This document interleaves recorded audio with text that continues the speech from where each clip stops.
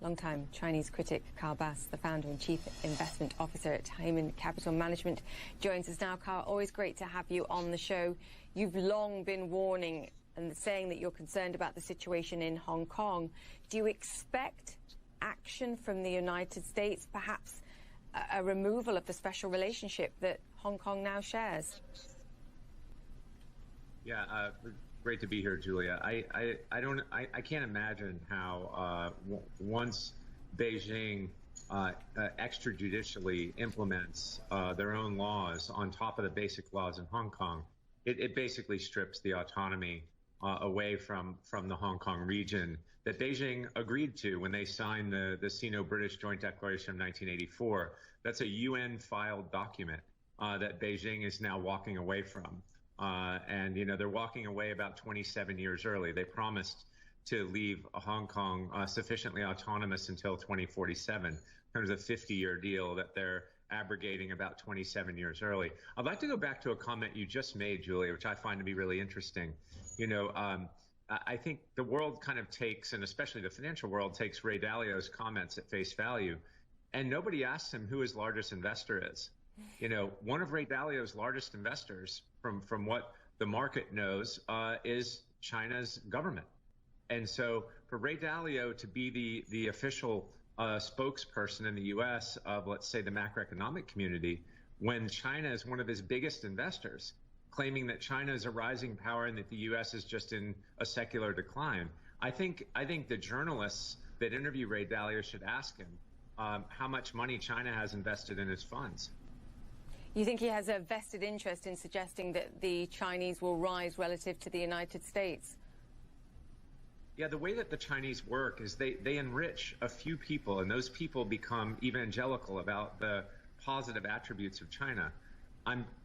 Look, it's kind of well known in market circles. I don't know this for an absolute fact because I'm not an investor in Bridgewater, nor am I a close friend of Ray's. But it's known that $5-6 billion of China's government money is invested in the Bridgewater funds. And Ray Dalio, of course, here isn't here to defend himself either. But you make a very valid point that does there need to be greater scrutiny of investment in China? Chinese companies coming into the United States and trying to raise money, listed companies. It's a move that the U.S. Senate is looking at. I know you're in favor of this. Should this be enacted into law? Yeah, and Julia, I want to be clear. I'm in favor of the playing field being leveled and U.S. investors being protected. And so right. This isn't an ejection of specific Chinese companies. What this is we need to raise our audit standards and basically have any international company that wants to raise money in the U.S., either through stocks or bonds, they should adhere to U.S. law. Right now, that's not the case. And China is the worst offender. I'll call it 90% of the offenses or more are Chinese companies. So we should allow them to either raise their standards to meeting U.S. law, or they shouldn't be allowed to raise money here. I mean, this is the job of the Securities and Exchange Commission in the U.S. to protect U.S. investors. Level playing field makes sense. Level playing field in terms of access to Chinese resources and investment in that country is also a fair argument to make, but it simply doesn't happen. How do you want to see this relationship evolve, and how do you think it does as we head towards a presidential election in the United States? Because the rhetoric right now, and even the actions, are flying thick and fast between the U.S. and China. Yeah, I mean, Julia, it's fun. They're fundamentally incompatible, right? We are the land of freedom and liberty and democracy, and call it fair trade.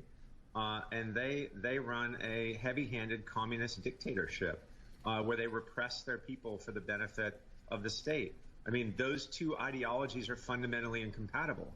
And Martin Lee, one of the pro-democracy protesters, or not even protesters, the pro-democracy leaders of Hong Kong, he's 81 years old, was just arrested at his house a couple of weeks ago. He's the author of the Basic Law in Hong Kong. And in 1989, he predicted that one day this relationship between, let's say, China and Hong Kong, this one country, two systems ideology, which now we're seeing is changing to one country, one system. He predicted long ago that this would fail. because those ideologies are just conflicting with one another. And now we're seeing the crucible of those two world forces butting heads in the region of Hong Kong. And I think that doesn't bode well for Taiwan, and it doesn't bode well for the relationship between these communist dictatorships and the rest of the Western world. I think this relationship will continue to devolve.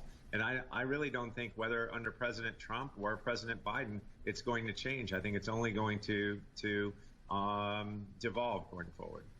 Hong Kong is ground zero, I guess, the ideological clash that you're talking about here between a communist system and the foundations of democracy. Where does that leave Hong Kong? I know you're incredibly bearish anyway, and your fund is positioned that way. But what reaction do you want to see from the international community? Because it's not just about the United States. There are many countries around the world at this moment that are very frustrated with China and their handling of COVID-19. What should the response be? Well, I have to unpack your questions. There were many questions there, but number one, I apologize. You call us bearish. I call us realistic about the situation between China, Hong Kong, and the West. So as we all know, Hong Kong basically has a couple of agreements signed. The definitive agreement for the governance of the region is the Sino-British Joint Declaration of 1984.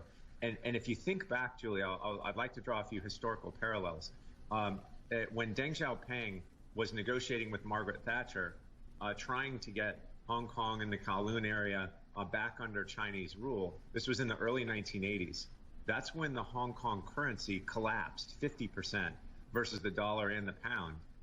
When rumor got out that China wanted to take Hong Kong back after Hong Kong had enjoyed English law and British rule for over a century, the investors in the region started to panic.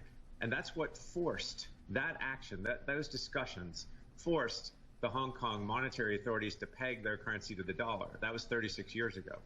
When they handed Hong Kong back to the British in 1997, you remember, July 1st, 97 was the handover. July 2nd, 97 was when the Thai baht devalued and the Asian currency crisis happened. It was money leaving Southeast Asia, again, because China was becoming more, they were taking ownership of Hong Kong. Here we are today with China acting belligerently and abrogating contracts that they've signed, like the government does.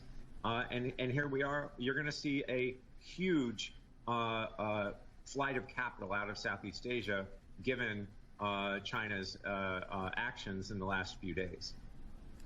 And on top of already damaged economy as a result of COVID-19 and the protests before. Triple challenge, I think. Carl, I have to wrap you up there, but we will get you back, I promise. It's always great to chat to you. Thank you so much. Carl Bass, Founder and Chief Investment Officer at Heyman Capital Management. Great to have you.